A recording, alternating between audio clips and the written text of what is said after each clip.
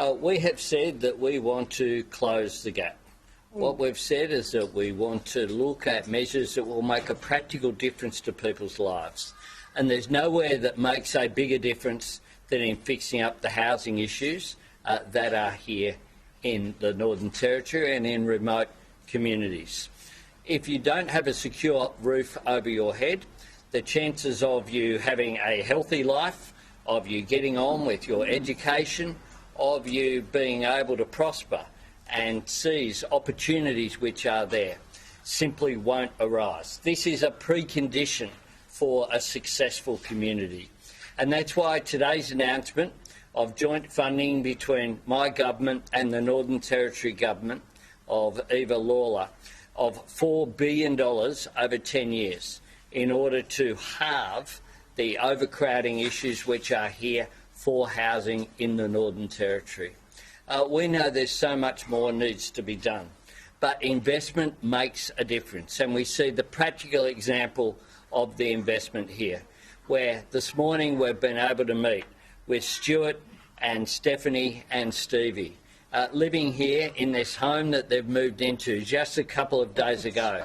They're so proud. They're already working on the garden here at the front of the home, and they're proud that they'll be able to raise a family and to prosper in this home as well.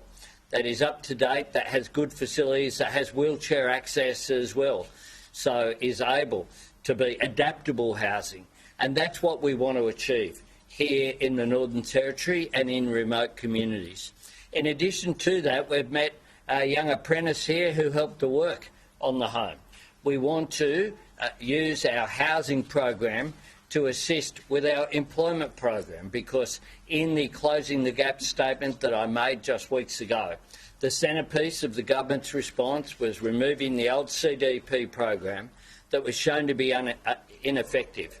What we want is real jobs with real wages, with real training and real skills for Indigenous Australians to present those opportunities going forward.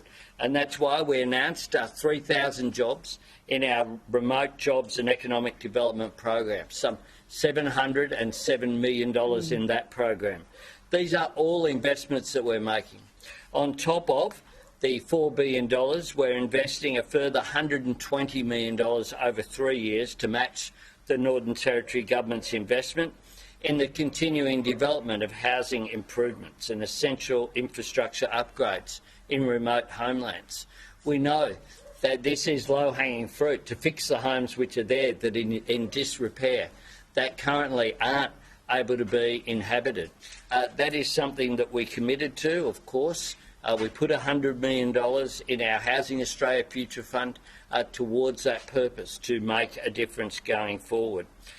This is much needed delivery, and my government's determined to make a difference, whether it be housing, health, education. We'll have further announcements while my Cabinet is meeting in the Northern Territory tomorrow. We have further announcements coming this afternoon, tomorrow morning, tomorrow afternoon and the next day as well, because we know that there's so much to be done. The former government ripped $500 million out of Indigenous affairs when they came to office with their horror budgets that they introduced, something that they didn't say they were going to do before the 2013 election, but something that they certainly did, and something that's had an ongoing impact. Well, we're busy repairing the damage. We have our $250 million program for Central Australia as well that we're rolling out, and the fine friends here were all of the representatives, as well as Linda were in Alice yesterday. We're committed. This is my now 9th visit to the Northern Territory as Australia's Prime Minister. I will continue to engage here with the community, and the good thing about this program is it's been delivered by NT Housing, by Indigenous communities themselves. This is empowering of these communities, which is what we need to do.